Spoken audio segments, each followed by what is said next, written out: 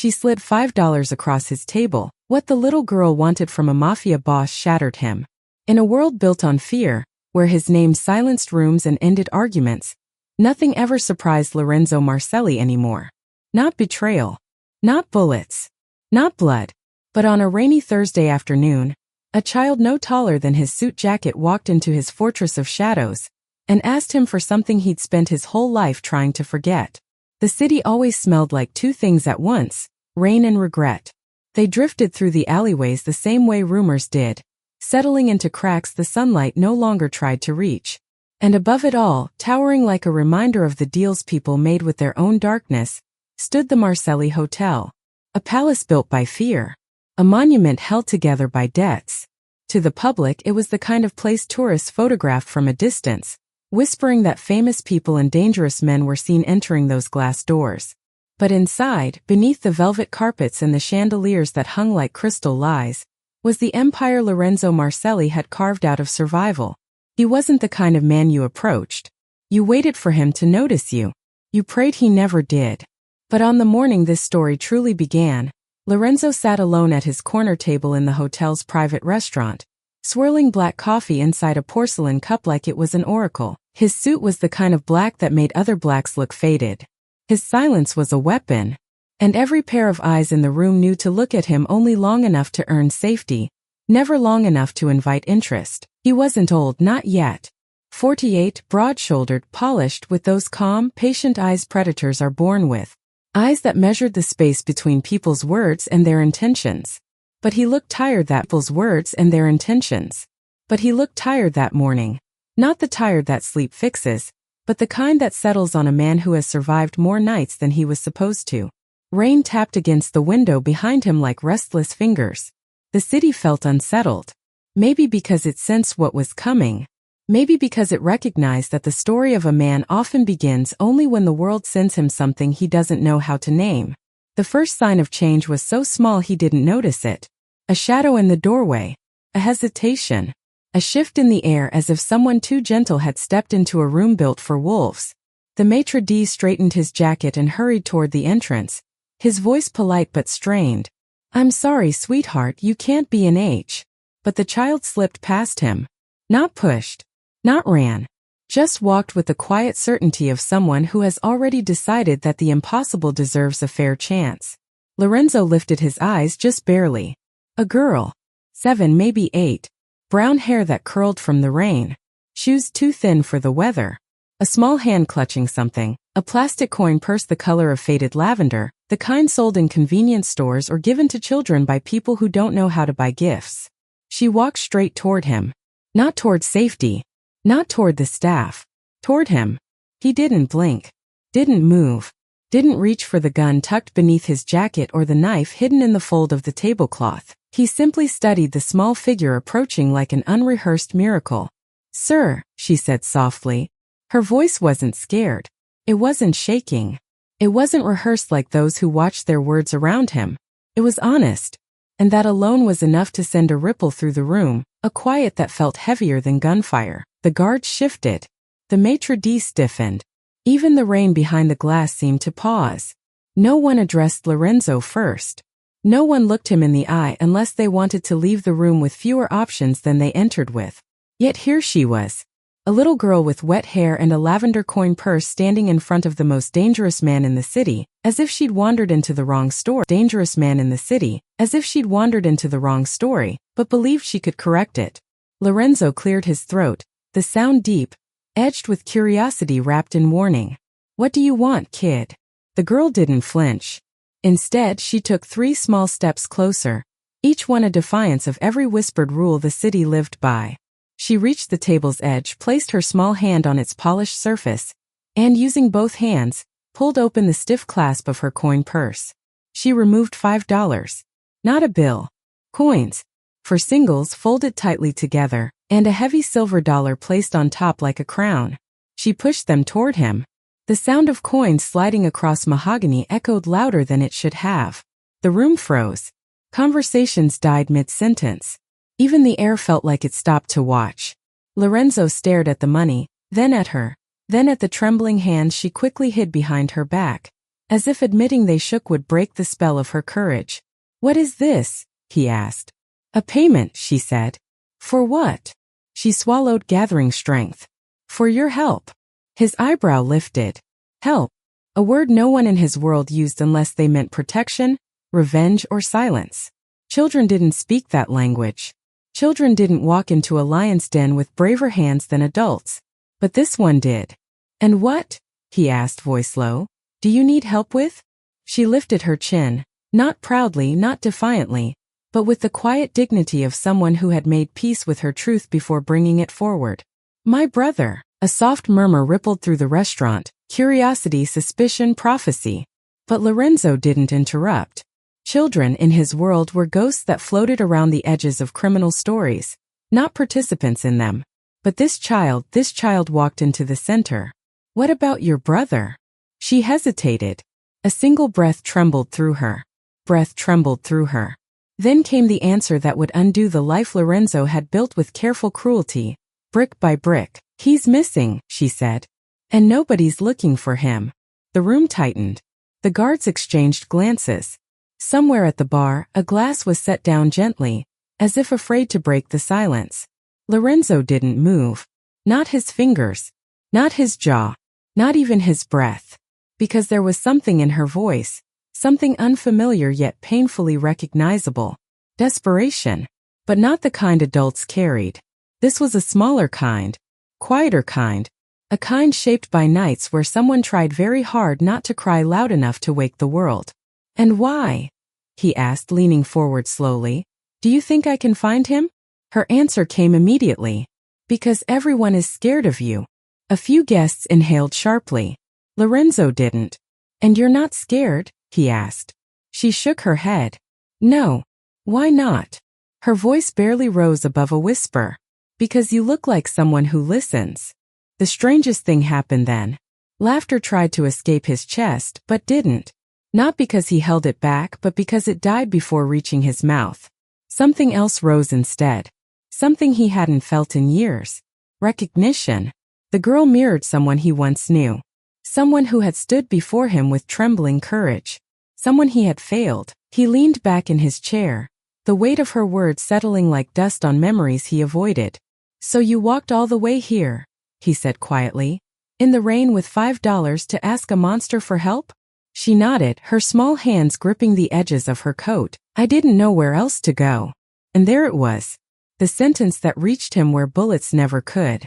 The sentence he once whispered decades ago, as a boy on a fire escape with nowhere else to turn. "I didn't know where else to go." That was when Lorenzo realized why she wasn't afraid of him. Children recognized wounds, not reputations. She didn't see danger in his eyes. She saw the shape of her own fear reflected back at her. And for the first time in the long, brutal history of his life, Lorenzo Marcelli, crime lord, kingpin, ghostmaker, felt something loosen inside his chest. He exhaled. Slowly, as if surrendering to a truth he didn't yet understand. "Sit down," he said. Her small body relaxed, as though she'd been waiting for those words. She climbed onto the leather chair across from him, feet not touching the floor, coat dripping rainwater onto the carpet. The staff watched in astonishment. The city outside continued its restless breathing. But inside this moment, inside this unlikely crossing of two wounded lives, something shifted. The kind of shift that changes a man not by force but by reflection. Lorenzo looked at the $5 again. Not much money, not much power, but it was everything she had. Everything. And men like him, men who took without mercy, never received anything given with such pure intention. "What's your name?" he asked. She straightened as if introductions mattered deeply. "Alina." A quiet, steady name. He nodded slowly. "Alina, tell me everything." And as the rain continued to whisper against the windows, the little girl began to speak, her voice trembling, brave, determined, while the most feared man in the city listened with an attention he hadn't offered another soul in years. The world outside didn't know it yet. But this was the moment Lorenzo Marcelli's fate pivoted. Not because of power, not because of violence, but because a little girl with rain-soaked hair and a lavender coin purse dared to believe he had something left inside him worth asking for. A heart, conscience, a memory of who he'd once been. And as her story began to unfold, something deep and long buried inside him stirred awake. Something he thought the world had successfully killed. Hope. For a long moment after the word hope brushed the edges of his mind, Lorenzo said nothing. He just watched her. The way her fingers twisted the damp fabric of her coat. The way her eyes kept flicking toward the window, as if half afraid her brother might walk past without seeing her. Start wherever it hurts the most, he said finally. She seemed to understand that instruction in a way adults often didn't. She took a breath that wobbled at the beginning and steadied at the end, like a wire pulled tight between two rooftops. It was 3 days ago, she began. But it started before that. 3 days. The number landed heavy. In his world, 3 days was enough time for a body to disappear and a rumor to be born. But he didn't interrupt her with his arithmetic. He let her use her own. My brother's name is Matteo, she said carefully, as if placing each letter somewhere safe. He's 13. He was 13. The past tense slipped out and startled her. She corrected herself quickly, that child's stubbornness clinging to the present. He is 13. There it was again, that quiet, bright refusal to give the world permission to close a door before she'd walked through it. He watches out for me, she continued. Ever since. She stopped, eyes flickering downward. Ever since my dad left. A familiar story in this city, wrapped in a new child's voice. He left on a Tuesday, she added, because children measure abandonment in weekdays, not months. Said he was going to the corner store. We waited through 2 cartoons, then dinner, then the next day. After that, Mama stopped setting a plate for him. She said it not as a wound, but as a fact retold so often it had calcified into narrative. Lorenzo heard the ache under it anyway. Mama works at the hospital, Alina went on. The old one with the broken elevator. She cleans floors and sometimes rooms if the nurses are too busy. She leaves when it's still dark and comes home when the shadows are long. Matteo, he makes sure I get to school.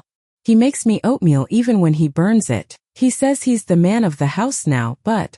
Her eyes drifted up to Lorenzo's face. He's just a boy, she whispered, as if confessing a secret she hadn't dared say out loud. He still sleeps with the light on when there's thunder. A muscle moved in Lorenzo's jaw. He remembered a thin mattress under a window that rattled in the wind, and a younger brother who pretended the lightning was a camera taking pictures of brave boys. Smile, Enzo, that high voice had said in the dark. The sky's watching. He pushed the memory aside. What happened 3 days ago? He asked. Alina swallowed, gathering the story. School ended early because the heat broke the fans, she said. The teachers were all mad at the principal and everyone was happy and loud. Matteo told me to go straight home. He said he had to take care of something, and he'd be right behind me. Did he say what? Lorenzo asked. She nodded. There's this boy older than him. Wears a red jacket even when it's hot. Everyone calls him Rico. He waits by the fence sometimes and calls kids over. He gives them gum and says he has jobs if they want money. Matteo told him to stay away from me last week. Rico laughed and said, Relax, little man, there's enough work for both of you. Her voice had changed, taking on a quiver of imitation. Lorenzo could see the scene as if it were cut into the air between them. The school fence. The boy with the red jacket. The casual recruitment that masqueraded as opportunity. And, he said. And 2 days before. She took another breath. 2 days before Matteo left, I saw him talking to Rico behind the cafeteria. They were whispering. Matteo looked mad. But scared too. When I asked him what it was, he said not to worry. That he'd fix it. He always says that when he doesn't want me to be scared. She looked down at her hands, suddenly small and bare on the table. 3 days ago after school, he told me to go home, she repeated. He said, lock the door. I'll knock our knock when I get back. Your knock? Lorenzo asked. Her lips twisted into a half-smile. 2 taps, then 3. So I know it's him. The smallest defenses children build against a world that has already shown too many teeth. I went home, Alina said. I did my homework. I heated the leftover rice the way Mama taught me. It got dark. The hallway light outside flickered. I waited by the door. I felt the. She wiggled her fingers in the air. The draft, Lorenzo said quietly. Yeah. The The draft. It always comes before the elevator stops on our floor. Her eyes drifted somewhere far away. But it never stopped. No knock. No 2 taps then 3. Just people shouting 2 floors below and a siren somewhere far away. How late did you wait? He asked. She blinked at him like it was a silly question. Until morning. He breathed out slowly. And your mother? Alina hesitated. She was on night shift. Double. They called her in because someone quit. I tried to call the hospital phone, but the nurse said she was mopping the surgery hall and couldn't talk. A picture formed in his mind. A woman with tired hands pushing a mop while the most important hours of her children's lives unspooled without her. When Mama got home, Alina continued, her eyes were all red. She thought we were both sleeping. When she saw only me, she dropped her bag. The handle broke. The things rolled everywhere. Bandages, a bottle of cheap soap, the apple she saved from the staff room. And come back. She kept saying, no, he will. Her voice edged higher, mimicking panic. She checked the stairwell. The basement. Asked Mrs. Ortiz in 3B. She ran to the corner store in her house shoes. The man there said he had seen Mateo earlier buying noodles and that was all. Her small hands clenched. Then she called the police. Lorenzo knew what came next before she said it. He'd seen it too many times on too many streets his name owned. They took a long time to come, Alina said. When they finally did, one of them kept looking at his phone. The other wrote things down but not everything we said. They asked if he'd ever run away before. They asked if he had friends in bad neighborhoods, like ours isn't already one. They asked if Mama and Dad fought a lot when he was still here. Did they search? Lorenzo asked. They drove around, she said. They said they'd keep an eye out. They told Mama boys his age wander off and turn up when they're hungry. She swallowed. Sometimes I think they think being poor means we're okay if someone disappears. Like we expected it. The words were simple. The indictment was not. And since then, he asked. She lifted her shoulders in a helpless little shrug that looked wrong on someone so young. Mama made posters, she said. She put his photo on them. It was the only one where he didn't look annoyed at the camera. She wrote his height and the color of his favorite hoodie. We taped them on light poles until the tape ran out. The wind took one. A car splashed water on another. Some boys laughed and drew horns on his head on one of them. Mama scrubbed it with her sleeve while she cried. And the police? Lorenzo pressed.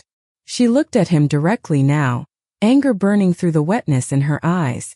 We called again, she said. And again. They said they were doing what they could. But nobody came back. Nobody asked for new photos. Nobody checked his room. Mama went to the station yesterday and waited on a plastic chair for 4 hours. They sent someone else to say the man we talked to wasn't there anymore. That we had to start over with a new report.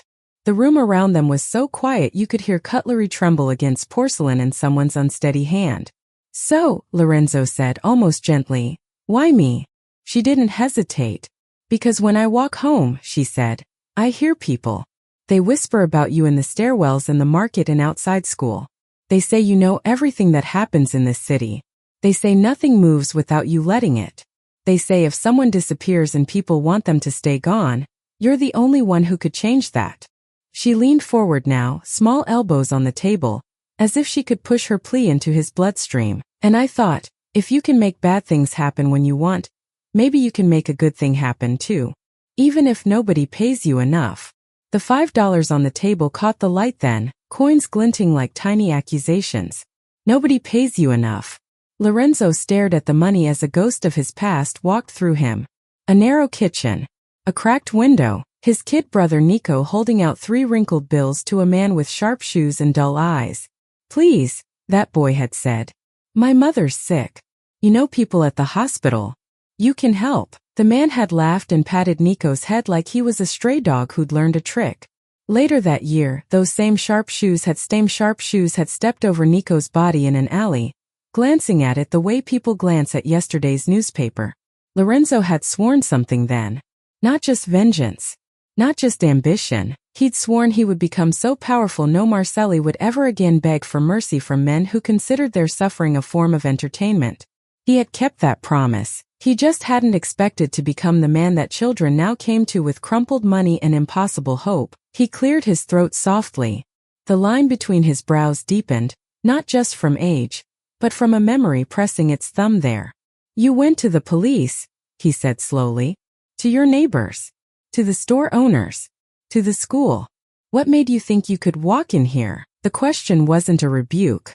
It was genuine bewilderment. She blinked at him as if that part was obvious. Because nobody told me not to, she said. He almost smiled at that. Almost. And if they had? He asked. She thought about it, then gave the kind of answer only a child brave enough to be honest could. I would have come anyway, she said. Silence settled over the table like a new tablecloth. Clean. Heavy. Waiting. In that silence, Lorenzo realized two truths at once. First, this city had failed her in every way that mattered. Second, he was the last door she knew to knock on. He leaned back, eyes drifting toward the tall windows. Outside, traffic crawled past in tired lines of red and white. Somewhere not far from here, a boy in a hoodie might be lying in a room he didn't choose, surrounded by men who liked the way fear changed the shape of young faces. He knew those rooms. He had signed the lease on some of them. Do you know if Mateo was doing jobs? He asked quietly. For Rico. Or anyone else. Her chin wobbled. She nodded once, quickly, as if ashamed to admit it. He brought home extra money sometimes, she said. He said a friend needed help running errands. He said it was no big deal. But he hid the money in the ceiling tile, not in his piggy bank. So I knew it was wrong. Did you tell your mother? Lorenzo asked. She's so tired, Alina whispered. Her feet hurt all the time. Her eyes burn. When she's home, she just wants to sit and breathe. I didn't want to make her more sad. I thought Mateo would stop. He said he would. He said it was just for a little while.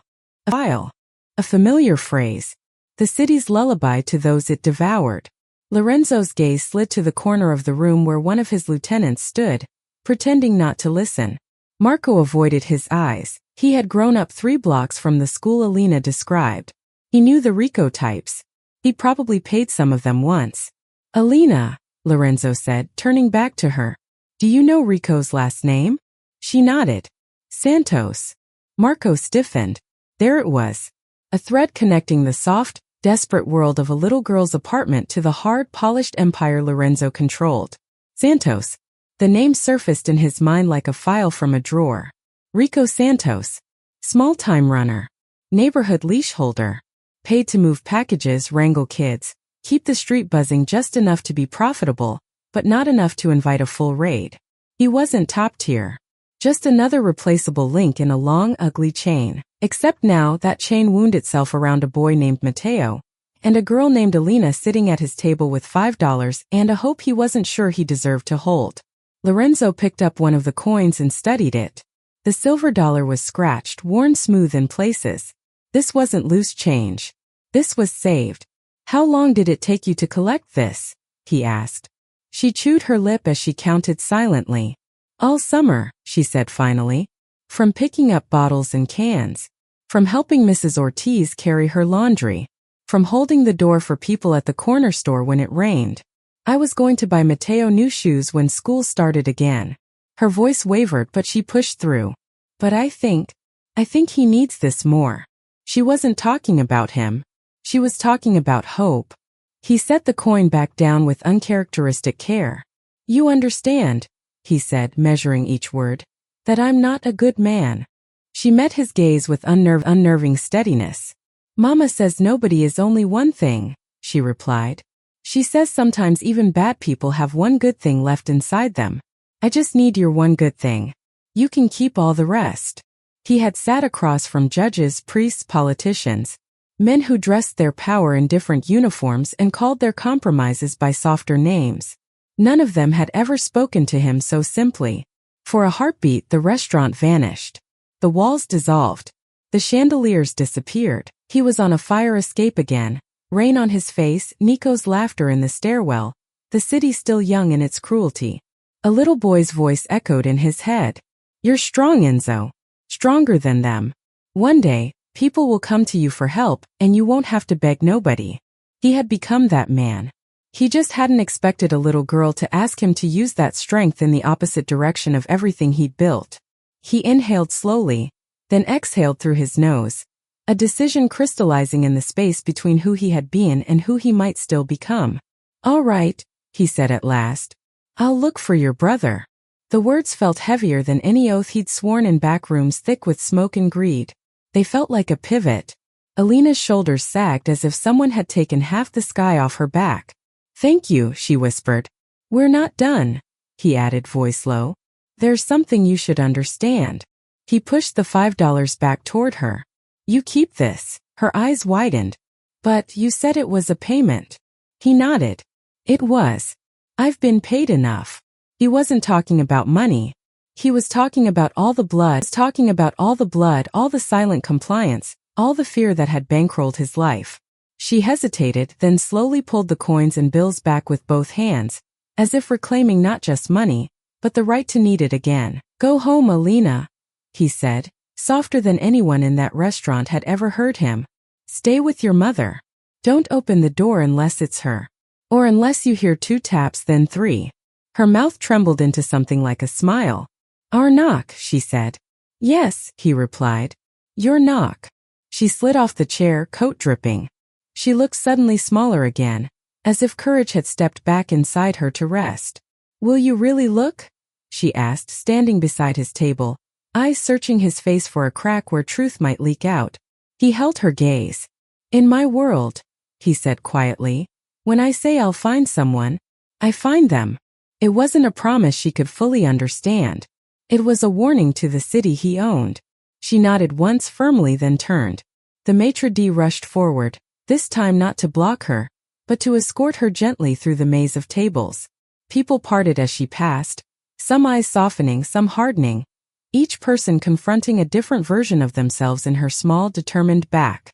When the door closed behind her, the spell broke. Conversation tried to start again, stuttered, found its footing in whispers. The rain resumed its steady tapping against the glass. Lorenzo didn't move. He sat there with the imprint of her story pressed into his chest like a fresh bruise, listening to the echo of a little girl who believed he still had one good thing left. Marco appeared at his elbow, voice low. "Boss," he murmured. "Santos, he runs our East Block deliveries." "I know who he is," Lorenzo said without looking up. "You want me to talk to him?" There was a weight on the word talk that meant anything but conversation. Lorenzo's eyes finally lifted, sharp and dark. "No," he said. "I'll talk to him." Marco blinked. "You? Personally? If a child can walk into my house to ask for something the police wouldn't give her," Lorenzo replied, standing slowly, "I can walk into a gutter to see who's been stealing from my streets." "Stealing money?" Marco asked. Lorenzo adjusted his cufflinks, the motion precise, controlled. "No," he said. "Stealing children." The restaurant watched him as he walked out, flanked by men who had never seen that particular expression on his face. The city outside seemed to brace itself, as if it sensed a storm shifting direction. Somewhere in a narrow apartment, a little girl sat by a door, listening for 2 taps, then 3. Somewhere in a different part of town, a boy named Mateo wondered if anyone knew which corner he'd disappeared from. And in between them, the man who had always believed he ruled darkness headed back into it, not to make it deeper this time, but to see if there was still enough light inside him to drag at least one lost child toward morning. He thought he was going out to hunt for a missing boy. He didn't yet realize that, for the first time in decades, he was the one about to be found. Night in the city had its own pulse, a low, steady rumble that rose from the pavement like a second heartbeat. It vibrated through alleys, flickered in neon signs, lived in the restless breath of buildings that never slept. Lorenzo stepped into it like a man revisiting an old language, one he had mastered long before he learned how to speak softly to children. Marco fell in step behind him, followed by 2 more men, Daniele and Ross. They didn't ask questions. In the Marcelli world, when the boss walked with purpose, you simply matched his shadow. A black car waited at the curb, engine humming the way predators purr before they strike. Lorenzo slid into the back seat, the door shutting with that solid, expensive thud that cities recognized and moved out of the way for. As soon as the others settled, the driver pulled off. "Where to first?" Marco asked. Lorenzo watched the rain smear the lights outside, turning the city's sins into watercolor streaks. The school, he said. Marco blinked. At this hour? Yes. At this hour? Yes. As he wasn't looking for leads yet. He was looking for the place where the story broke. The car cut through the wet streets, gliding past people hurrying under umbrellas, past lone figures smoking under awnings, past the forgotten corners where hope wore thin jackets and thin shoes. 10 minutes later, the car slowed in front of the chain-link fence surrounding the small schoolyard. The place was desolate at night. Playground equipment stood like abandoned metal giants. A single streetlight flickered overhead, buzzing with the exhaustion of a bulb that had worked too long without being replaced. Lorenzo stepped out. The air here felt heavier.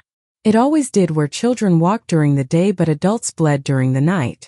He scanned the fence, the basketball court, the empty steps. Memories pulled at him like quiet fingers, his own childhood sketched in sharp, hungry lines. A different school. A different era. But the same smell of pavement soaked in old rain and old fear. Marco approached him. You think he was taken from here? Lorenzo shook his head. If he was meeting Rico, this is where it started. He walked toward the corner of the building, where a rusted dumpster sat crooked. Behind it, the concrete was damp but intact, except for two parallel streaks of dirt, like shoes being dragged. He crouched. Marco froze. Boss. Lorenzo didn't answer. He touched the streaks with 2 fingers. The dirt was fresh, not washed away by the rain earlier. This had happened after the storm. 2 tracks, he murmured. Small. Mateo-sized. He followed the streaks with his eyes. They led toward the gate, stopped abruptly at the curb, then disappeared into tire tracks. A van. Not a car. Not a bike. A van with a sliding door. His jaw tightened. Boss. Daniele called from the fence line. You need to see this. Lorenzo stood and walked over. Daniele pointed at a piece of paper taped to the fence, half torn, rain-battered, edges curled. A missing poster. Mateo's face staring back, trying to look older than he was. Trying to look brave in a photo where the world had been kinder. He was here, Lorenzo whispered. The wind rustled the paper, like the city exhaling guilt. We should go to Rico's place, Marco said. Shake him. Hard. No, Lorenzo's voice was quiet but firm. We start with the corner. Which one? His men didn't need to ask. There was only one corner where a boy like Mateo would be sent by a runner like Rico. The corner where kids learned the difference between hunger and desperation. Where boys became errand boys. Where errand boys became lookouts. Where lookouts became missing. The car stopped in front of a liquor store whose sign buzzed weakly, the letter Q flickering like a dying star. 2 teenagers loitered outside, pretending to talk but really watching everything. When Lorenzo stepped out, their conversation evaporated. One of them dropped his cigarette.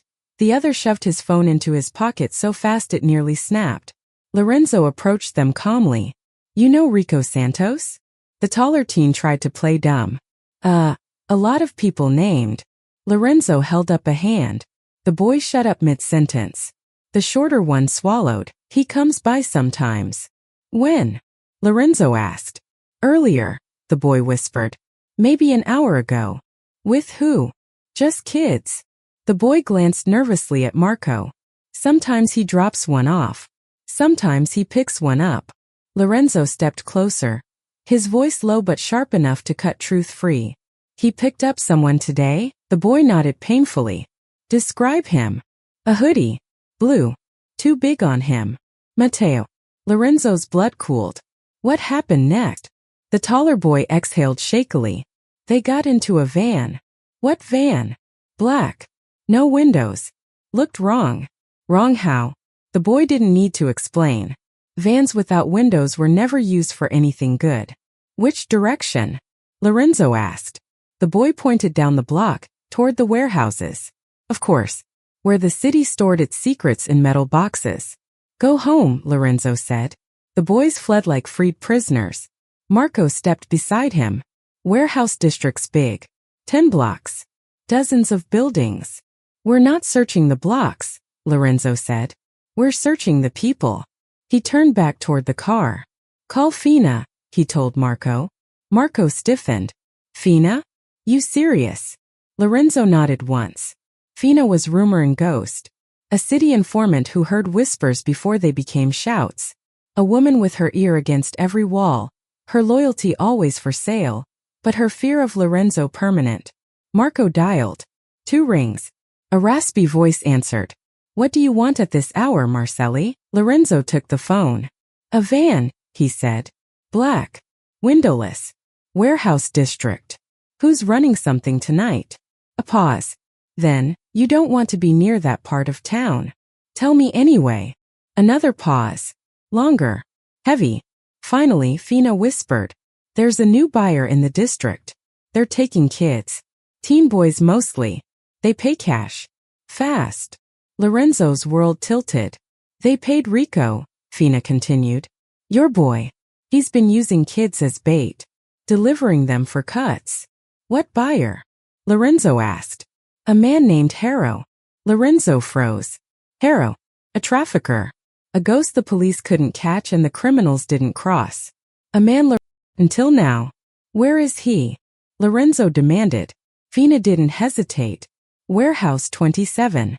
The blue one with the broken security light. Lorenzo hung up. Marco stared at him. Boss. Harrow isn't. I know what he is, Lorenzo said. So what's the plan? Lorenzo buttoned his coat. We take Matteo back. And Harrow. Lorenzo's eyes darkened to something lethal. Harrow doesn't leave the building. Marco nodded slowly, understanding that a line had just been crossed. Not business, not negotiation. Retribution. The warehouse. They reached the industrial district in minutes. Warehouse 27 sat at the end of a dead street, paint peeling, security lights flickering weakly like candles fighting dying wicks. Lorenzo stepped out first. Marco moved to his side. We going in loud? No, Lorenzo said. We go in clean. Clean meant surgical. Fast. No noise. No warnings. He approached the door, inspected the lock. New. Strong. Installed recently. Marco reached for tools. No, Lorenzo murmured. Let me. He knocked. Once. Twice. A metal slit slid open. I peeked out. This building's closed, a voice snapped. Lorenzo stepped forward so the man could see his face. The man's breath hitched. Shit. Slot with his palm, breaking the small latch. The man stumbled back as Lorenzo kicked the door inward, catching him in the ribs. He collapsed. Everything after that moved like a whisper turned into violence. Marco grabbed the first guard, dragging him back into the dark. Daniele snapped the second guard's wrist before he reached for his weapon. Within seconds, the entrance was theirs. Lorenzo stepped inside. The warehouse smelled of rust, mildew, and fear. He walked through the shadows, eyes sweeping every corner. Then he saw it. A closed door. Light under the crack.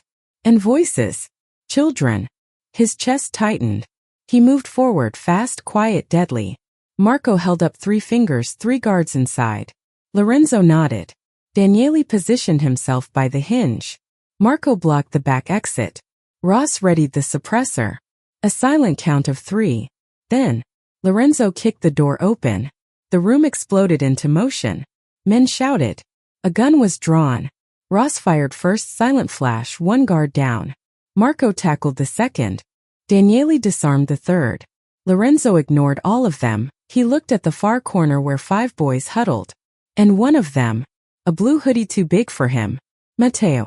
Looks of confusion, fear, then recognition. You, Matteo whispered. Your sister sent me, Lorenzo said. The boy blinked, tears, relief, disbelief colliding all at once. But Lorenzo wasn't finished. One voice behind him was still standing. Slow. Cold. Distinct. So, the man drawled. The king of the city comes to my doorstep. Lorenzo turned. Harrow. Tall. Pale. A smile that looked carved, not born.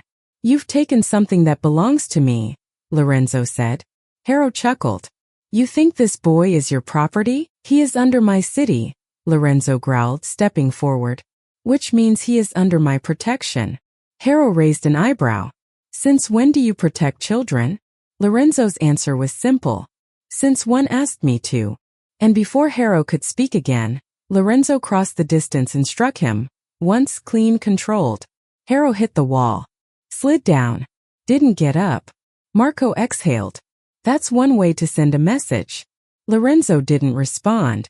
He turned to Matteo. You hurt, he asked. Matteo shook his head. Just scared. Lorenzo offered his hand. Then let's go home. They escorted the boy out of the warehouse. Daniele offered him a jacket. Ross covered the back. Marco kept watch on the roofs. Lorenzo walked beside Matteo, not touching him, but close enough that the boy felt anchored. Your sister, Lorenzo said quietly, is waiting for you. Matteo's eyes glistened. She's probably so mad at me. No, Lorenzo said. She's worried. There's a difference. One comes from disappointment. The other comes from love. Matteo swallowed hard. Does she hate me? Lorenzo stopped walking. No child loved that much is ever hated. Ever. Matteo's chest shook once before he steadied it. They reached the car. Marco opened the back door for the boy. As Matteo climbed in, he looked up at Lorenzo. Why did you come? The boy asked quietly. You don't even know us. Lorenzo held his gaze. I'm learning to, he replied. Matteo stared at him, confused, then nodded. The door closed gently. Lorenzo exhaled long and deep, a breath he didn't know he had been holding since he saw Alina's haunted eyes. They had found the boy, and tomorrow he would bring him home. But tonight? Tonight marked the first time in decades Lorenzo Marcelli had chosen to save a life instead of end one. He didn't know what that made him yet. But as the car pulled away from the warehouse, the city felt different. As if one small girl had nudged a kingpin's world 2 inches toward redemption. The ride back from the warehouse felt different. Not quieter, Lorenzo's world was never quiet, but waited, as if the city itself had leaned closer to listen. Rain streaked across the windows in long trembling lines, turning the outside world into a blur of red tail lights and neon pulses. Somewhere in the distance a siren wailed, but even that sound seemed hesitant, unsure if it had permission to interrupt the silence inside the car. Matteo sat pressed against the far corner of the back seat, Daniele's jacket wrapped around him like a shield. His knees were pulled up, his fingers tapping lightly against the leather. 2 taps, then 3, then 2 again, like he was reminding himself that patterns could still mean safety. Lorenzo watched him through the rearview mirror, observing not just the bruises blooming along his jaw but the way the boy's eyes kept flicking to the passing street signs, searching for something familiar, something known, something home. You cold? Daniele asked gently. Matteo shook his head, but the movement was too quick, too practiced. Children lie differently than adults. Their lies always contain a truth they wish someone would notice. Lorenzo spoke before anyone else could. Turn up the heat. The driver adjusted the dial. Warm air filled the car. Matteo's shoulders finally lowered just barely, like a small bridge settling after a long tension. Marco leaned forward. Boss, we should talk before we get to her building. Lorenzo didn't respond. He wasn't ready for reality yet. Not the kind of reality where consequences had long shadows. We crossed a line tonight, Marco continued. Harrow's people won't ignore this. They don't need to ignore it, Lorenzo said quietly. They need to understand it. Marco exhaled slowly. And if they don't? Lorenzo's answer was simple. Then I'll make them. No bravado. No theatrics. Just a fact weighed down by a lifetime of surviving men exactly like Harrow. But even as he spoke, something else tugged at him. Not fear of a war, not dread of retaliation, but a deeper, quieter question. What happens when a monster begins doing the work of a guardian? The car turned onto a narrower street, the kind where lights flickered reluctantly and children drew hopscotch squares in chalk that never lasted long. They passed the laundromat with the broken sign, the bodega with the cracked window, the bench where tired men sat after double shifts, whispering hope into cigarettes. And then the building came into view. 4 floors of peeling paint, dim hallways, rust creeping around the edges of the fire escape like fungus. Lorenzo had seen hundreds like it. He had owned dozens like it. But tonight, the sight of this building felt personal. As if each worn brick accused him not of crime, but of absence. Before they stopped, Matteo spoke for the first time since leaving the warehouse. Can you wait here? Daniele turned to him. For what? We'll take you up. No, Matteo shook his head. I want to knock myself. He tapped the car door twice, then 3 times, the rhythm trembling. I promised her, he whispered.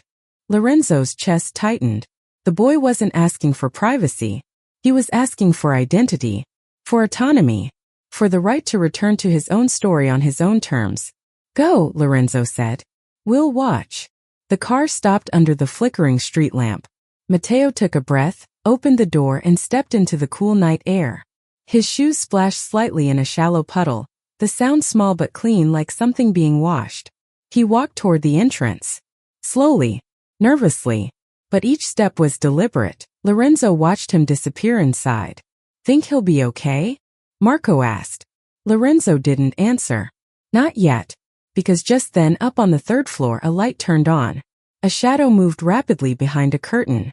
A shape rushed to a window. A silhouette froze. Then, the front door burst open. Alina stood there, her hair wild from sleep, her eyes wide from fear. Her breath caught halfway between hope and heartbreak. And when she saw him, her brother alive, walking toward her like someone returned from a different universe, she didn't run at first. Children don't always run in these moments. For 1 second she simply stared, her small hands trembling at her sides, her mouth opening and closing like she was relearning the meaning of relief. Then, she sprinted, barefoot, fast, silent. Matteo dropped the jacket, dropped everything, ran too. They collided halfway, 2 small bodies crashing together with that sound that only siblings make when fear collapses into safety. She clung to him with her entire soul, fingers digging into his hoodie, face pressed against his chest, crying the kind of quiet, shaking cry that adults never hear in themselves anymore. You came back, she sobbed. I'm sorry, he whispered into her hair. I'm so sorry. I should've. She hit his arm, not hard but with desperate honesty. You scared me, she said. You scared me so bad. He nodded into her shoulder, tears finally breaking free. I know, he said. I know. Watching them was like watching a story glue itself back together in real time. Lorenzo exhaled. Not because the moment was beautiful, but because the moment was unfamiliar. This, he realized, was what most people fought for. Not territory, not money, not power, but the right to return home. As they held each other, the door behind them opened wider. Their mother appeared, breathless, barefoot like Alina, eyes wide with terror. When she saw Matteo, her knees nearly buckled. She pressed a hand to her mouth, choking back a cry. Then she reached them, pulled them both to her chest. Iron grip, shaking arms, soaking their hair with tears she had held for 3 days. She didn't speak. Some grief doesn't use words. Some relief doesn't either. Minutes passed. The city softened. Finally, their mother looked up. Her eyes searched. First she saw nothing. Then she saw the car. Then the men beside it. Then the man in the center. Her expression changed. Not in fear, not in anger, but in recognition of something she didn't fully understand yet. Something that didn't match the rumors. She whispered to her children. They nodded. Alina wiped her cheeks with her sleeve, then stepped forward. Toward him. Toward the man the city feared. She stopped a few feet away from the car. Her voice was small, but steady. You found him, she said. Lorenzo stepped into the light. No, he replied softly. He found his way home. I just made sure no one stopped him. She nodded, though she didn't fully understand the difference. You kept your one good thing, she whispered. Like Mama said. And something inside him, something scarred, something buried, something long starved, shifted. Not healed. Not yet. But thawed. You should go inside, he said. Keep the door locked. She took 1 step closer. Held out her lavender coin purse. I want you to have it. Lorenzo shook his head. I told you, keep your money. It's not the money, she said. It's the purse. My dad gave it to me. Before he left. He blinked. Stared at her. What for? He asked, voice rougher than usual. She lifted her chin in a way that only a child who doesn't know how to be afraid of truth can. So you don't forget us, she said. Then she pressed the small plastic purse into his palm. Fit strangely. Too small for his hand, but not too small for what it carried. He closed his fingers around it. The clasp clicked softly. like something locking into place inside him. Then she turned and ran back up the stairs, back to her reunited family, back to a future that, thanks to one impossible night, had not been stolen from her. The car didn't move at first, said the single word his men had been waiting for. Drive. Marco hesitated. Boss, about Harrow. Tomorrow, Lorenzo said. Tonight. I've had enough blood. Daniele glanced at him through the mirror. Something changed back there. With that girl. Lorenzo didn't answer. He opened the lavender coin purse. Inside were $5. And a folded piece of paper. He unfolded it slowly. A child's handwriting covered the page. Please help me find my brother. I don't know who else to ask. He stared at the words. Stared until the city lights turned them into shadows. Marco glanced back. What now? Lorenzo closed the purse. Then he spoke the words that would change the direction of the entire city. Now we deal with the man who thought he could steal a child from my streets. His voice was calm. Too calm. Tomorrow, he said, we go to war. But inside him, deep beneath the layers of armor and ruthlessness, another truth echoed. For the first time in decades, he wasn't doing it for power. He was doing it for a little girl with rain in her hair and courage in her voice. And for the boy who tapped 2 times, then 3, hoping the world still held a place for him. Morning didn't arrive gently. It entered the city like an interrogation lamp, harsh, uninvited, exposing things that had survived comfortably in the dark. Sunlight bounced off wet pavement, turning puddles into small mirrors that showed the truth more honestly than most people dared to. Inside the Marcelli Hotel, Lorenzo sat alone in his office, a fortress of wood and glass overlooking a world he had shaped with decisions sharp enough to cut. But today his power felt different, less like armor, more like weight. The lavender coin purse sat on the desk before him, small enough to disappear in his palm, large enough to unbalance a lifetime. He opened it, closed it, opened it again, felt the coin shift inside. It was absurd, really, this insignificant thing, this cheap plastic purse with its fading color and worn clasp, affecting him more deeply than deals worth millions, more profoundly than alliances forged in violence. But Lorenzo had learned something overnight. The smallest truths arrive with the most devastating clarity. A knock broke the silence. Marco entered, tension already tightening his shoulders. Boss, you need to see something. Lorenzo didn't ask what. He followed. The hotel's conference room rarely held meetings before noon, but when Lorenzo stepped in, it was packed. Not with businessmen, not with politicians, but with lieutenants, every ranking man he had. They rose instinctively when he entered. Marco cleared his throat. Word is out. Lorenzo stood still. About the warehouse, he asked. Marco nodded. And the kid? A low murmur spread through the room. Men who had cut deals in blood, men who never hesitated before pulling triggers, suddenly stirred by a story that didn't belong in their world of cold transactions. Heard you saved him, said Ross. Heard you went alone, added Daniele. Heard Harrow's men are calling this a declaration, someone else muttered. Lorenzo raised a hand. Silence fell instantly. I didn't invite you to gossip, he said. I invited you because this city is about to shift. He stepped closer to the table. Harrow crossed a line. He took a child from my streets. That alone is enough to end a life. His eyes darkened. But he made a worse mistake. What worse than that? Ross asked. He made a little girl believe this city had no one left to turn to. The room stilled. It wasn't violence that made men listen. It was conviction. She walked alone into my hotel because the world failed her. The police. Her neighbors. Her school. The people who should watch out for kids like her. Lorenzo paused, voice sharpening. And she thought the one man who had a chance to help her was the same man everyone fears. The lieutenants exchanged looks, uncomfortable ones, because they knew it was true. She paid me $5, Lorenzo said quietly. The only $5 she had. A shift rippled through the room.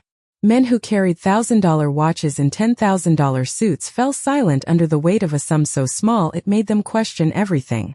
That child, Lorenzo continued, believed I could find her brother because monsters know where monsters hide. Marco stepped forward. Boss, what are you deciding? Lorenzo turned to him. War, he said. A collective breath. Sharp. Heavy. Inevitable. Marco nodded. We're ready. Lorenzo shook his head. No. Not war the way we've done before. Not bodies in alleys. Not burning warehouses just to send messages. He stepped into the center of the room. This war isn't about territory, or money, or power. This is about something we lost long ago. He tapped his chest once. A conscience. Men blinked, shifted, swallowed. Not one of them had expected that word. I've allowed snakes in my city because they paid their dues, he said. But Harrow? Rico? Anyone trading children like currency?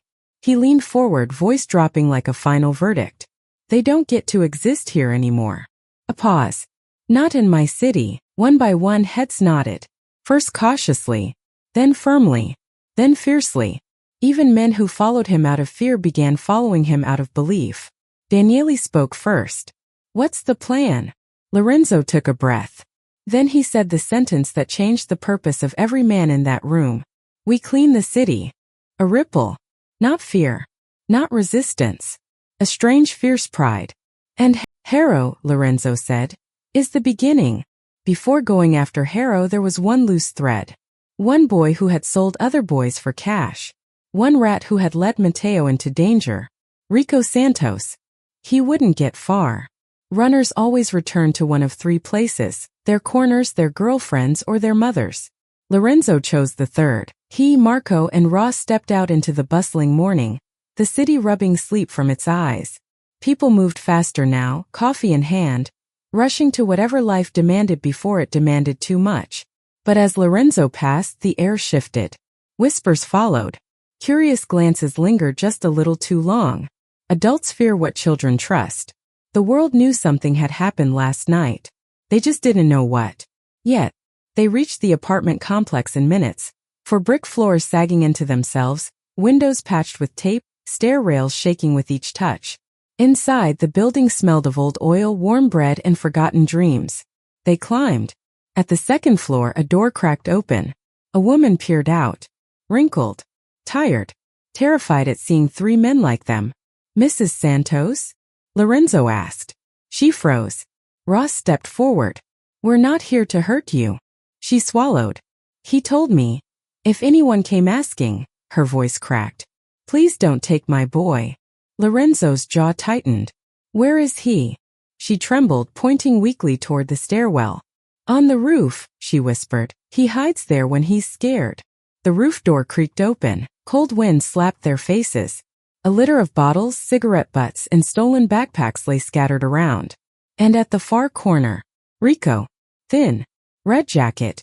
Hands shaking as he stuffed something into a bag. Ross stepped forward. Rico spun, eyes wild. Don't come near me. Lorenzo didn't speak at first. The boy.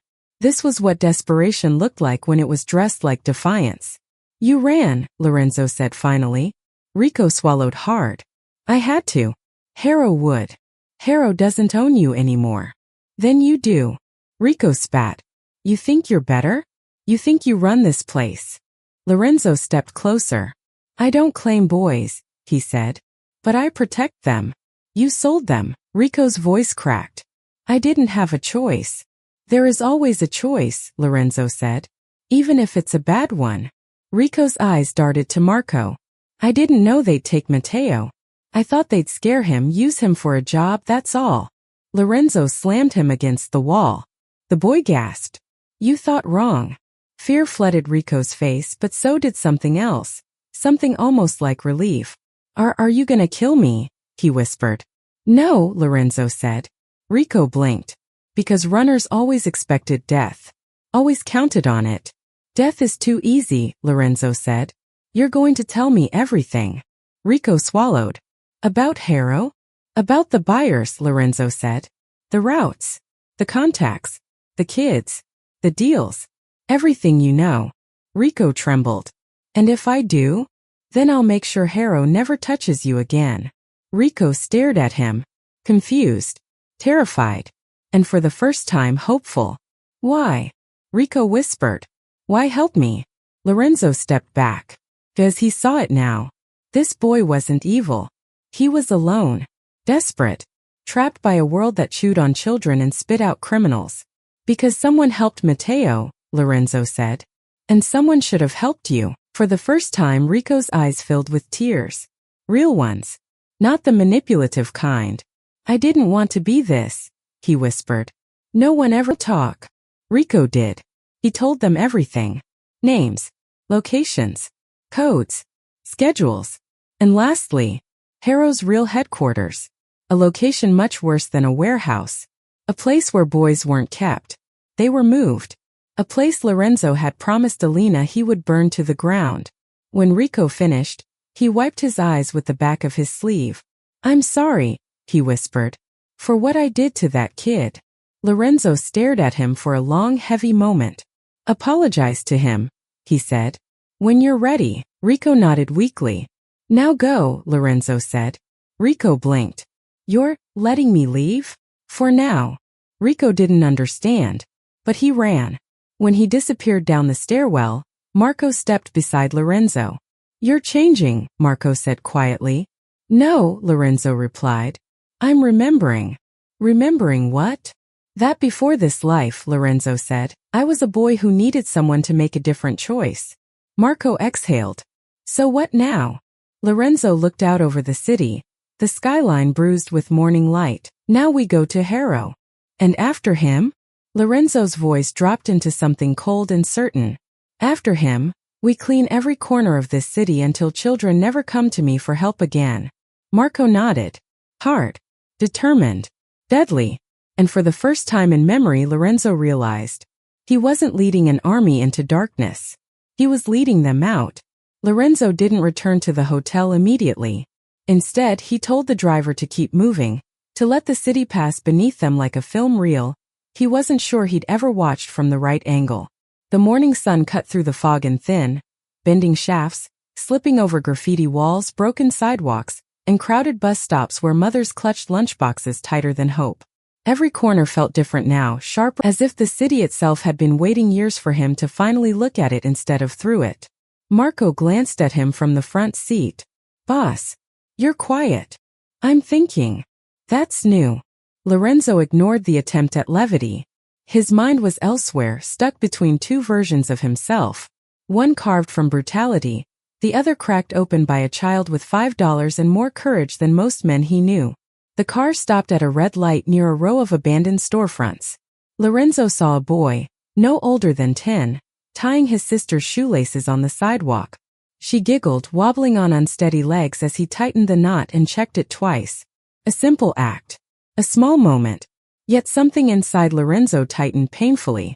He remembered doing that for Nico once. He blinked away the memory, but it stayed lodged behind his ribs. Pull over, he said suddenly.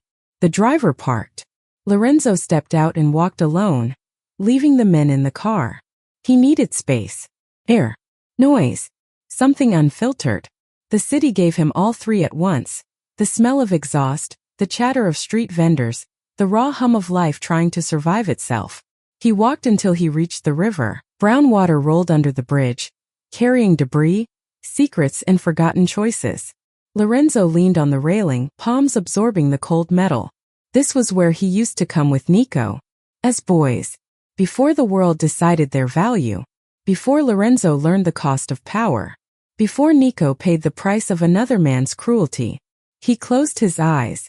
Enzo, Nico used to say, they can't kill us as long as we stick together. But life had separated them. And Lorenzo had survived alone.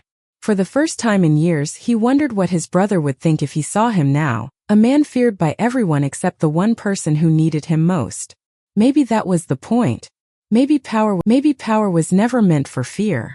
Maybe it was meant for protection. He opened his eyes and breathed in the thrumming rhythm of the water below. Marco approached quietly from behind. Didn't want to interrupt. You did anyway, Lorenzo said. I figured you'd thank me later. Lorenzo almost smiled. Almost. What is it? We have the location Rico gave us. Harrow's place. Marco hesitated. It's bad, boss. How bad? Boys. Girls. The type of place only cowards build. He's got a whole network. Your decision to go after him, it's bigger than we thought. Lorenzo nodded slowly. Of course it was. Rot never stayed in one corner. Spread. This isn't one job anymore, Marco said. This is all of them. Lorenzo's fingers tightened around the railing. Good. Good. Because someone should have done this a long time ago. Marco studied him. Really studied him. You know what this means, right? Cleaning the city the way you're talking about? It's going to change everything. How they see you. How your own men see you. I'm aware. And you're still doing it? Lorenzo turned to him fully. This isn't about me anymore, he said. It's about kids like Matteo, like Alina, like who I used to be. If I let Harrow operate another day, I'm no better than him. Marco lowered his gaze for a moment. When he looked up again, there was something new in his eyes. Respect shaped into loyalty. Then we do it together, he said. Lorenzo nodded. They walked back to the car. As they approached, Daniele leaned out from the back window. Boss, you've got a call. Alina's mother. Lorenzo froze. He took the phone. Her voice trembled on the other end. Mr. Marcelli? I know you're a busy man. I only called because I didn't know who else to thank. Lorenzo said, "No sleep. My daughter finally ate something. We might actually sleep tonight for the first time in days. I don't know why you helped us, but you did. And even if I never understand it, I won't forget it." He swallowed hard. I'm glad they're safe. You brought my boy home, she whispered. If you ever need anything, you come to this building and knock our knock. 2 taps, then 3. He closed his eyes. It hit him with startling force. A child's knock was now the doorway to redemption. After she hung up, he stayed still for a long moment. The morning breeze carried the city's heartbeat toward him, but this time it felt less like a warning and more like a beginning. Marco waited. Daniele waited. The city waited. Lorenzo finally slid into the back seat and spoke the words they'd all been expecting. Let's finish this. Where to? Harrow. The car pulled away, tires slicing through puddles as the sun climbed higher, illuminating a city that didn't yet know its most feared man was about to rewrite its future, not with fear, but with fury sharpened into purpose. And as they drove toward the heart of the darkness, Lorenzo realized something he hadn't felt since childhood. He wasn't running from who he'd been. He was running toward who he could still become. Harrow's compound didn't rise from the ground the way buildings usually do. It crouched. Low. Wide. Silent. A beast made of concrete and steel, hiding its sins behind boarded windows and a chain-link fence topped with rusted coils of barbed wire. The kind of place police drove past quickly. The kind of place neighbors whispered about but never named. The kind of place the city pretended not to see. Lorenzo stepped out of the car with the stillness of a man who'd already made peace with the decision that had brought him here. No nerves. No hesitation. Just purpose, quiet, cold, unstoppable. Marco, Daniele, and Ross flanked him in silence, their eyes scanning the horizon like wolves tracking the scent of something wounded. The air smelled wrong. Too still. Too metallic. Too deliberate. It was the smell of hidden screams and locked doors, of nightmares stored like produce in a warehouse that should have rotted years ago. You sure he's inside? Marco asked. Yes, Lorenzo said. This kind of man never leaves the walls he builds. Too many ghosts waiting outside. He approached the fence. A guard stepped forward, the kind of man who tried filling the space fear should occupy with arrogance instead. You can't be here, the guard said. Turn around. Lorenzo kept walking. I said turn around. The guard's voice wavered on the second repeat. Something in Lorenzo's eyes stole his courage before Marco even grabbed him. A single twist, a soft thud against the ground, and the guard was unconscious, face first in the dirt. Open it, Lorenzo said. Daniele clipped the lock with 2 precise movements. The gate screeched open, metal groaning under its own guilt. Inside, the compound was larger than it appeared from the outside. A courtyard of broken concrete. Rusted shipping containers lined up like coffins waiting to be buried. A long building with no windows and a single heavy door. Too fortified for storage. Too secretive for anything legal. Lorenzo's fingers curled slightly. Harrow's inside, he murmured. Then it ends here, Marco replied. They approached the main door. Another guard stepped out, then another. Both looked ready to fight. Neither lasted more than a heartbeat. Ross moved like smoke, Daniele like a hammer. The ground swallowed them without a sound. Lorenzo reached the door. Paused. A memory flickered, Nico's laughter on the fire escape, Alina's trembling voice, Mateo's fear-hidden apology. 3 ghosts with different faces whispering the same truth. Do what no one did for us. He pushed the door open. The stench hit first, stale sweat, damp walls, hopeless air. Down a narrow hallway he heard murmurs. Crying. Chains rattling lightly. The sound pierced deeper than any blade. Marco stiffened. Boss, this is... I know. They moved down the hallway. A row of rooms appeared on the left. Heavy metal doors. No windows. Each one sealed. Each one humming with a faint vibration, breathing maybe. Or trembling. Or both. Lorenzo heard it clearly. Children. His jaw locked so hard the muscle twitched. He stepped to the first door. Pressed his ear against it. A soft whimper floated through. How many? He whispered. Could be dozens, Daniele said, voice cracking despite his control. He's running a full pipeline. Lorenzo exhaled slowly. The kind of breath that came before irreversible choices. Break the locks. Marco blinked. Now? Won't it alert? I want them out, Lorenzo said. All of them. Daniele didn't wait for further instruction. He swung his crowbar into the lock. Metal shrieked. The door cracked open. Inside, 2 boys huddled together, eyes wide, flinching at the sight of men in suits. They expected punishment. Violence. Another transfer. Another nightmare. Instead, Lorenzo stepped inside and knelt. We're not here to hurt you, he said softly. You're going home. The older boy stared at him, confusion battling instinct. Home. Yes. Why? Lorenzo swallowed, steadying his voice. Because someone should have come sooner. The boy didn't move. Then, slowly, he reached out and took Lorenzo's hand with a trembling grip. The door next to them cracked open. Another child. Another sob. Another story that would never fully be told because some wounds lived longer than the people who survived them. Shadows learning to walk in daylight. Some limping. Some crying. Some eerily silent. All broken in ways Lorenzo recognized too clearly.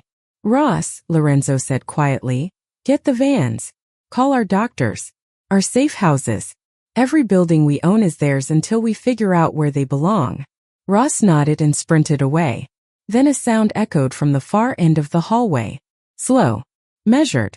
Confident. Clapping. Lorenzo stood. Harrow stepped from the darkness with a smile so thin it looked painted on. Well, Harrow drawled. I suppose congratulations are in order. You found the nursery. Lorenzo took a step forward. Harrow lifted a hand. Careful. You're trespassing. Trespassing. Lorenzo's voice dropped into a cold register. You built a prison for children. Harrow shrugged. Recycling, really? Kids the system forgets are easy currency. The city doesn't want them. The police don't bother. Their parents are tired. And you? He smiled. You've never cared. The truth of that sentence tasted like iron in Lorenzo's mouth. But look at you now, Harrow continued. Playing hero. How quaint. Marco moved, but Lorenzo raised a hand. You're done, Lorenzo said. No, Harrow replied calmly. You're done. He snapped his fingers. Metal clicked above them. A trapdoor. A gun barrel dropped down. Aimed at Lorenzo. Marco lunged. A shot rang out. The world exploded in noise. But the bullet didn't hit Lorenzo. It struck metal. Daniele had stepped between them, deflecting the shot with a move so fast no one fully saw it. The gun fell. The shooter cursed. Marco tackled him. Lorenzo walked straight toward Harrow. No rush. No fear. Just truth sharpening into decision. Harrow stepped back. You backers. Politicians. If I disappear. Lorenzo grabbed his collar and slammed him against the wall. You already disappeared, Lorenzo whispered. The moment you took a child off my streets. Harrow struggled. This is bigger than you. No, Lorenzo said. This is bigger than you. And with a single merciless strike, Harrow fell. Unmoving. Silent. Done. The hallway exhaled. Children trembled. Marco wiped sweat from his brow. Boss, what now? Lorenzo looked down the corridor at the faces watching him. Frightened, hopeful, unsure of which world they now belonged to. Now, he said quietly, We end every man who knew about this. Then we build something better in its place. Marco blinked. Better? Yes, Lorenzo said. A city where children never knock on my door again. Because they'll never need to. Daniele exhaled. And us. Lorenzo turned to them, eyes tired but clear. You don't follow me into darkness anymore, he said. You follow me into light, even if it burns. For the first time, his men didn't fear the change. They embraced it. The children stepped into the hallway behind them, blinking like dawn had arrived early. Lorenzo looked at them, then at the lavender coin purse in his hand. $5. A child's hope. A broken man's redemption. It was enough to start a war. It was enough to end one. It was enough to reshape a life. It's time, Lorenzo murmured, to take them home, and the city, for the first time in decades, felt like it might allow him to. The convoy rolled through the city just past dusk. 3 vans, 2 sedans, and Lorenzo's car leading the line like a silent oath moving on wheels. The sun had slipped behind the skyline, leaving streaks of copper and violet that made the streets glow in a way the city didn't deserve. Streetlights flickered alive. Windows blinked open, engines hummed past, sensing something unusual, something shifting. Inside the van sat the children Harrow kept hidden in cages of darkness. They didn't speak, didn't move much. They clutched blankets Ross had thrown around their shoulders. Some stared blankly at seat belts, as though they were foreign objects. Others kept glancing at the windows, frightened the world outside might vanish if they blinked. No one said it out loud, but everyone felt it. They were being returned to life. Lorenzo watched the city blur past. Brick walls, rusted gates, familiar corners where cruel stories had begun and ended. He'd seen all of this countless times. But tonight, everything looked different. Sharper. More fragile. As though the city were something he could break or fix depending on which direction he breathed. Marco sat beside him, elbows on his knees, glancing between Lorenzo and the windshield. You realize, Marco murmured, when people hear what we did, they're gonna start talking. Let them. They'll say you're cleaning up Harrow's mess because he stepped on your territory. Let them. They'll say you're trying to look like a saint. That, Lorenzo said, will be the funniest rumor this city has ever told. Marco cracked a reluctant smile. This is new ground, boss. People don't change like this. Lorenzo didn't look at him. Maybe they don't. Maybe they do. Or maybe they remember what they should have been before the world taught them to be something else. Marco exhaled. He'd watched Lorenzo command rooms, end wars, and crush men who dared challenge him. But this, seeing him carry the weight of a child's hope, this was different.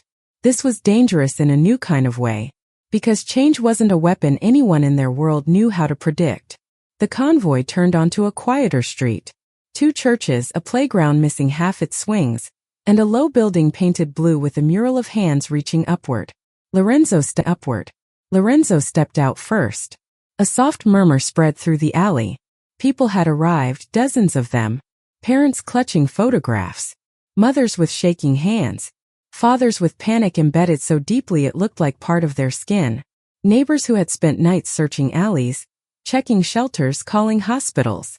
They stared at the vans. Tension rippled outward like a wire pulled tight.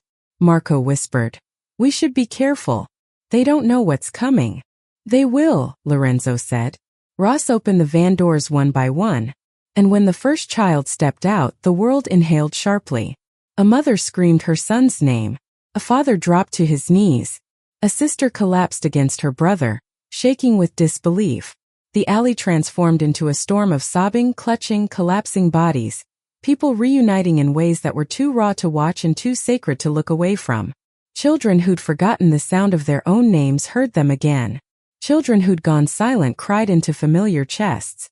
Children who thought the world had abandoned them found themselves wrapped in arms that had been searching without rest. Lorenzo stood perfectly still. He didn't join in. Didn't announce what he'd done.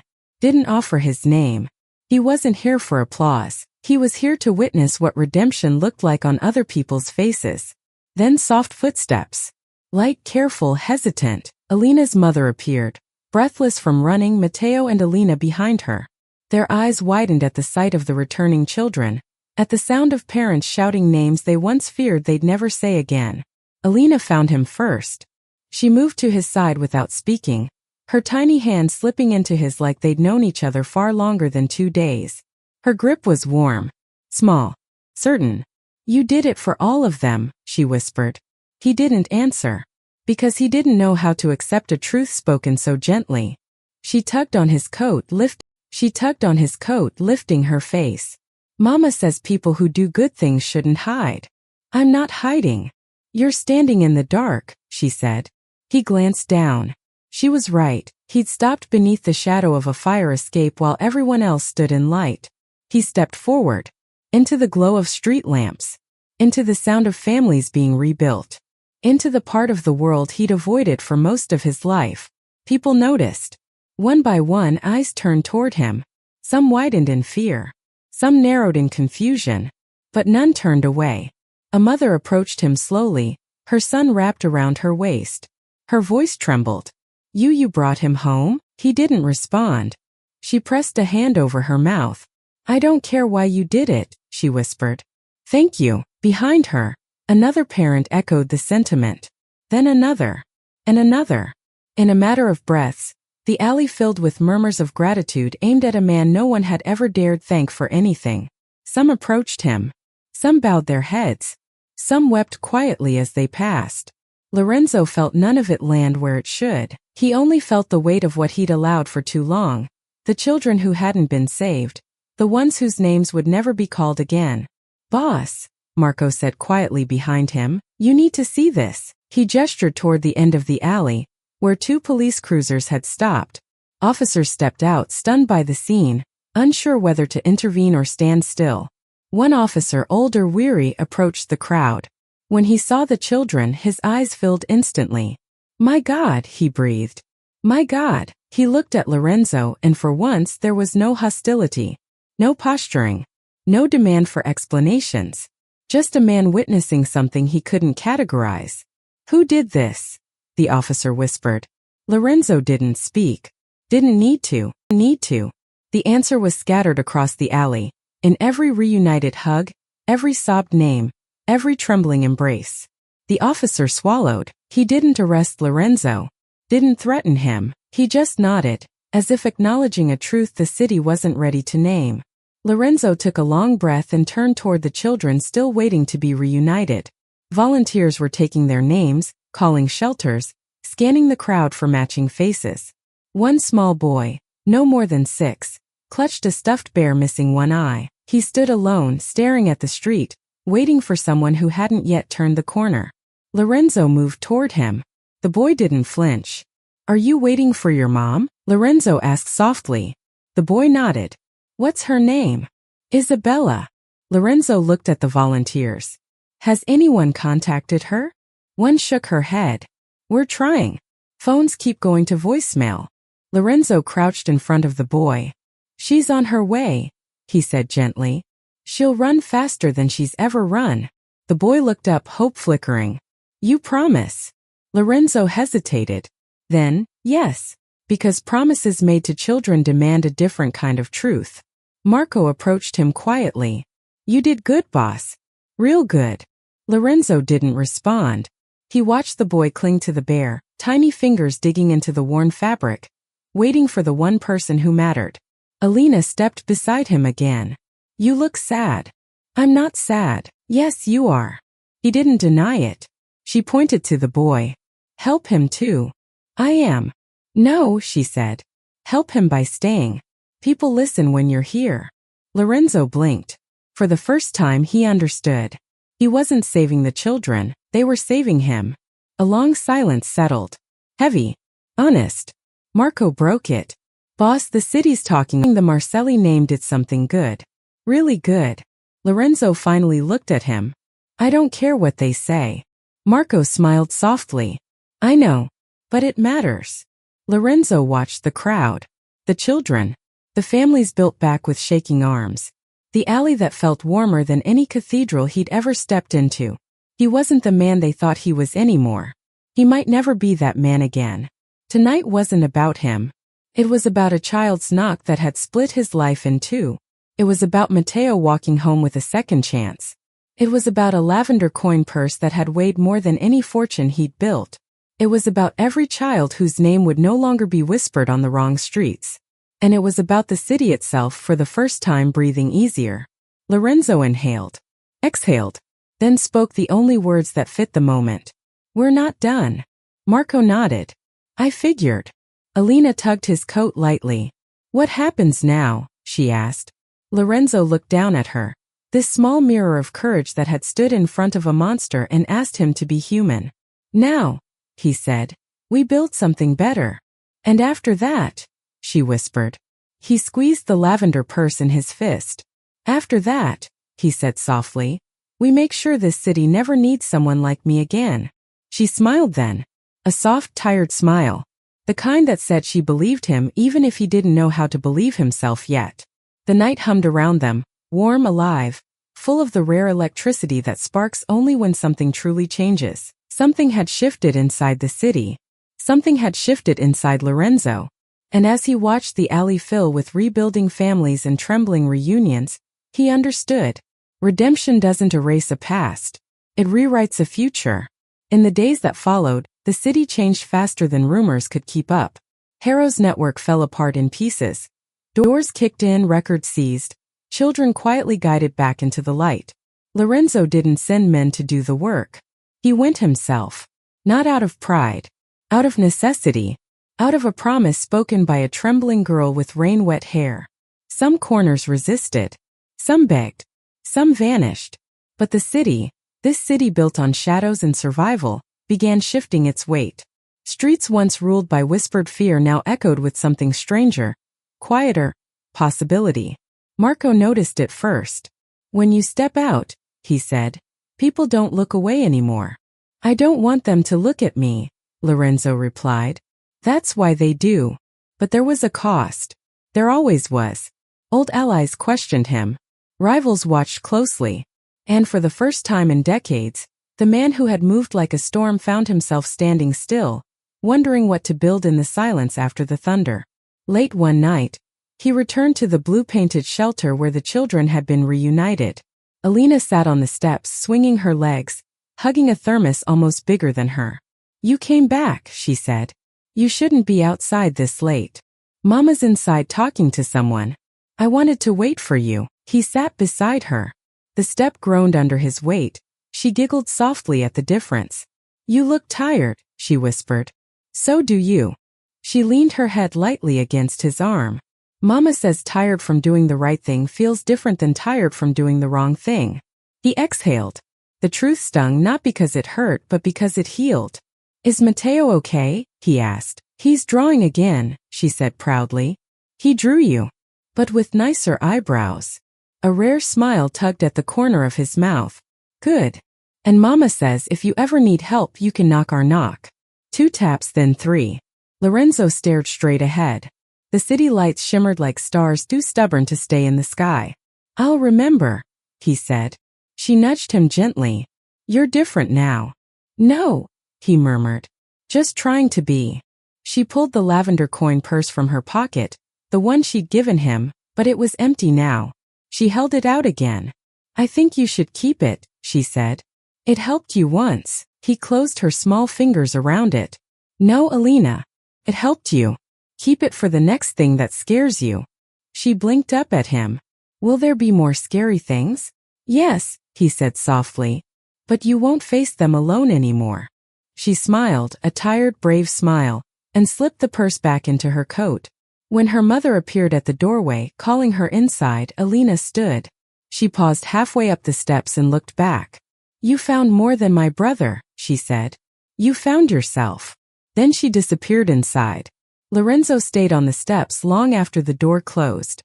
Long after the city quieted. Long after the echoes of last night faded. For the first time in a lifetime he wasn't planning a takeover or a war. He was planning a future. Not for himself. For all the shadows that deserved a chance at morning. He stood. The night wind brushed against him, not as a warning but as a reminder. The city wasn't clean yet. But it could be, and he could be part of that miracle. He walked into the darkness, not to hide but to begin. She slid $5 across his table. What the little girl wanted from a mafia boss shattered him. And in the end, it wasn't the money that changed him or even the request. It was the faith of a child who believed he had one good thing left inside him. A faith strong enough to pull a man out of the life he'd built and into the one he was meant to live.